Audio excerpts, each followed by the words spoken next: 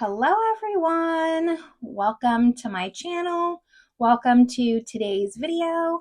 Today's video I'm really excited to do. It's going to be a collab video with Makeup Lynn's. So she asked if we could do a collab, and of course I said yes. So in today's video I'm going to be talking about 5 luxury makeup items that perform like drugstore. So if that sounds good to you, make sure you give this video a thumbs up. Subscribe if you haven't yet. I would love it if you stuck around, but with all that, let's just get started. All right, so if you're not following Makeup Lynn's, her name is Kay, and she does a lot of panning videos, as well as some eyeshadow palette review videos, just a little bit of everything, playing with makeup, having fun with makeup. I love it. Her eyeshadow skills are extraordinary. I wish I could do a winged liner as well as she could do. So make sure you go check out her channel. I will have it linked down in the description box. I'll have it linked up above. And if you're coming from her channel, welcome. My name's Melissa. I also just like to have fun with makeup. I do a lot of panning. I do some reviews because I also like to buy makeup. I just do whatever I want. So today, I'm going to be talking about 5 luxury makeup items that perform like drugstore. Essentially, 5 luxury makeup items that just aren't worth the money. And then in Kay's video, she's going to be talking about 5 drugstore items that perform like luxury. So make sure you watch both videos. I'm interested to see what products she talks about, because clearly her video is going to be a little bit more positive, and products that maybe I want to pick up. None of these products you want to pick up. So I'm just going to get started. The first one, when she suggested this video, the first one that I instantly knew that I wanted to talk about was the Valentino Concealer. So I recently had this in Shop My Stash. Here's what it looks like. It is called, what's the official name of this? The Very Valentino Concealer. I have the shade Light 2. I will give you a swatch, but this concealer is just really subpar, honestly. It just isn't great. I talked about it in my Shop My Stash video. I'll link that playlist up above as well. But this concealer just doesn't do anything special. It's really thin. It doesn't look bad. Like, I'm committed to finishing this up. I'm not going to let it go to waste. But it just doesn't do anything more special than a drugstore concealer would do. Now, I did kind of pick out some recommendations just so we could have a little bit of positivity in this video. So if you want luxury concealer similar to this, I really recommend the Givenchy Prism Libre Concealer. First of all, you get so much more product for the price point, and it just looks nicer on the skin. It looks one like the skin. Again, this doesn't look bad. I didn't want to pick products that just were bad luxury products. I wanted to pick like subpar luxury products. Like, they're just not worth the money. You can get equal or better at the drugstore, and this fit the bill. And then if I was going to recommend a more affordable concealer, I would really recommend the Flower Beauty Concealer. I really like that, and I think it gives a pretty similar finish, both those concealers, to this one, but just better overall in every capacity. So those are the 2 that I recommend. This Valentino concealer, do not recommend at all. And it's not to say that I don't like Valentino products. I really, really do. In fact, I'm wearing the Valentino foundation today. It's in my project pan. I'll have everything that I'm wearing linked down in the description box below. But a lot of Valentino products I like, just not this one.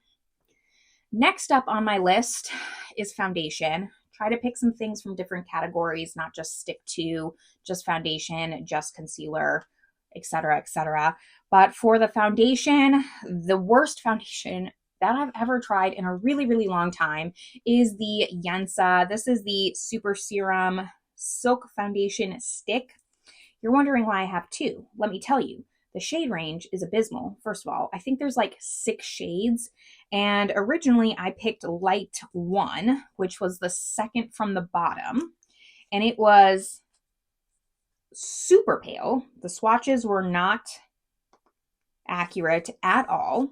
And so after I did Light 1, I reached out. Oops. Okay, also faulty packaging. I reached out to Yensa to try to exchange the shade because the shade I just couldn't even make work. And I ended up going up 2. So that means it would be medium 2 is what they call it. But the 4th out of the 6 shade that they even offer. And that worked out fine. But because I live in Europe, they ended up just shipping me the new one. They didn't make me return the old one. So that's why I have 2. But as you can see, here's light 1 and then medium 2. And again, like, I just want to really emphasize here that this is the 4th foundation shade out of 6.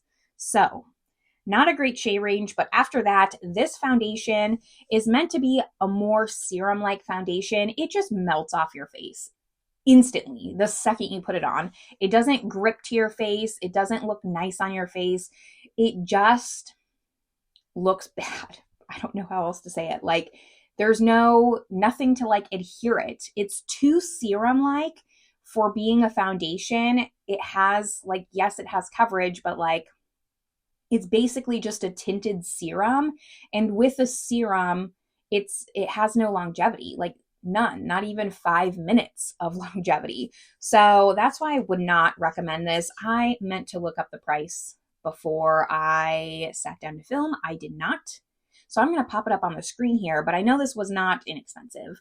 It was pretty expensive and really, really regret this purchase. I honestly only keep this foundation around just for reference. Like, I can't see myself ever wanting to put it on my face ever again.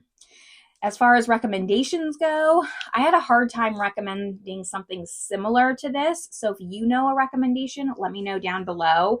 The closest I got, if you want something still a little bit more high-end, would be the Charlotte Tilbury Unreal Skin foundation stick, the Hollywood Flawless Filter stick in stick form. You know which one I'm talking about. That I like much, much more. It actually has some longevity. It's light coverage, but still gives like a really nice shine. It is like a filter in stick form. And for reference, I do not like the original Hollywood Flawless filter. So I think that's a really nice stick product. As far as drugstore goes, that's where I really struggle to think of an equivalent. But I did want to at least mention my favorite drugstore stick foundation because I have almost completely finished it, and it's not something that I don't finish foundations a lot. This is the Maybelline Fit Me Shine Free and Balance foundation. So here is how much of this foundation I've actually used up. It is almost finished. This is the only one I brought as far as like what I recommend, but I really just wanted to give this a shout out.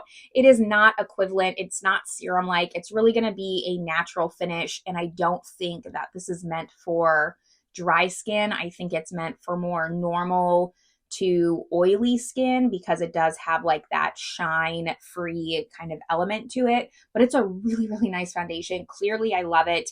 I have so many foundations in my collection that it takes a hot minute for me to finish a foundation. And this one, I actually, like, the proof is in the pudding. I really enjoy this. So I just wanted to give it a shout out, but it definitely is not even close to what this tries to do because this is meant to be a little bit more dewy, a little bit more glowy, and the Maybelline's definitely not that. Like I said, though, if you know of a drugstore option, let me know down below because I would be interested in trying to find a better dupe for that or something that works better but has the same, wants to do the same thing because that clearly does not. Okay, 3 more things to talk about. I also instantly thought of this one, mostly because it's on the forefront of my mind, just like the Valentino was just in Shop My Stash. This Pat McGrath blush is in my project pan, and I do keep tracked uses on my project pan. I'm hitting close to 50 uses on this blush, so I feel like I can really just say that this is not worth the price point. I have the shade Nude Venus. I don't think this is a bad product per se. I just think that it's not worth the luxury price point. I think you can get the same type of blush in drugstore form. Again, like, I didn't want to just pick bad luxury products like the Yensa. I wanted to pick just average, not exciting products. And this is definitely that. It's a nice blush, like, but I couldn't tell you the difference between this blush and a Maybelline blush. I do want to recommend, as far as blushes go, I was thinking that a high-end blush, I actually kind of struggled with recommending something for this one as well, but the Clinique Flower Pop blushes. Those are really nice if you want to get something a little bit more high end. And then as far as like a drugstore equivalent to this, honestly, like I just thought of Colourpop. To me, these kind of remind me of the Colourpop formula. It is kind of like a satin matte, and a lot of blushes nowadays are more of a satin glowy. So that's why like I couldn't think of too many drugstores. Like at first I thought of the Milani Luminoso, but that's too glowy. You're not going to get the same effect as this. I think if you just find a Colourpop blush in the shade that you like, it would work just as well as this Pat McGrath blush. Now I will say that the Pat McGrath bronzer is worth the price point. I really, really enjoy that bronzer a lot. In fact, I might try to pan the bronzer next. But for now, this one's going to stay in my project pan. I definitely wouldn't recommend it though if you're in the market for a new luxury blush. Next up, I'm going to save eyeshadow for last. Let's talk powder. I had to talk about this Guerlain powder. This is the Meteorites. This is so overhyped. I think actually the hype's died down. I don't think it's as hyped anymore as it was. Definitely now it's the Givenchy powder that's really like top of being viral. This, I feel like people just bought, and I'm including myself in that, because it gives that really pretty vintage vibe. You could put it on your vanity. It comes in this really nice tin. And then on the inside, it has, if you've never seen this product, it has like all these different colored multi-balls. And that's part of the reason why I hate it, is because the balls fall everywhere. It has this scent to it that is very overpowering. I am not someone who really cares too much about scent in my makeup, but for me, even this is overpowering. So I just don't love it. I find the packaging to be a pain in the ass, quite honestly. I don't think it even does that much as far as what the actual product does.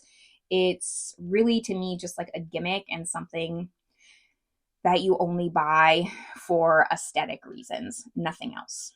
And I know they come out with like limited edition versions of this like twice a year. Way overhyped. I would never ever buy one of these ever again. There's so many things I'd rather spend my money on. If you wanted kind of like a finishing powder, I would even go for the Hourglass. Like those, the packaging's still pretty, especially if you went to get one of those holiday ones. Like I really wish I had gotten the Dragon palette from last holiday, but I don't need any more holiday palettes from Hourglass. If you don't have one though, or you wanted another one and you were deciding, like the Hourglass works just as well as this. It's a lot easier to use than this. Like this just flies everywhere. I'm always dropping these little balls and I just don't think it's worth the price point. And then for the drugstore equivalent, again, I like didn't even have an option. I didn't even write anything down because I do need a recommendation. Most of my drugstore powders are more of setting powders. They're not finishing powders. So that was something that made me realize that I'm kind of missing that in my makeup category. And I would love to know if you know anything that kind of gives a finish to this. I really feel like this product's been duped probably by Revolution or something like that. But if you know of a good one, a good finishing powder, not these balls, because even if Revolution does this for like $7, I'm not buying it. I'm not. But if you know a good finishing powder like the Hourglass, but drugstore form, let me know because I would be interested in knowing that. And then let's talk about the very last thing that I have that I just think is not worth it. I regret purchasing it, and I think you can get better at the drugstore. It is any Tom Ford quad, any of them. Now, I'm not against luxury eyeshadow. I'm not. I have a lot of luxury eyeshadow, but when it comes down to it, like out of all the luxury eyeshadows I own, easily I could declutter these Tom Fords and not think twice about it. I only brought out 2 of, I think I have 4 of them, but this one's in Nude Dip. This was actually the first one that I purchased, and it's pretty to look at. It is. Like, I will swatch some of these shimmers for you, but I just don't think it's worth the price, because these are what, like $90, I think. Here's what they look like. Again, this one's Nude Dip, but I just don't love it. it's fine, I'll wear it. But for $90, just get a Colourpop Supershock. It's going to do so much more than this quad could ever do. This is not a one and done quad. You can get one and done quads from Tom Ford, but I wanted one that's this wet to dry formula, which means it has the TF embossed. And yeah, I just don't think it's worth it. Like, listen to this. It's done this since I purchased this. I paid $90 for this. Like, what? What? I don't understand. If you want a luxury eyeshadow quad, highly, highly recommend the YSL Quads. Those are fantastic formula. I can actually tell what I'm getting when I use that quad, and that was worth every single penny.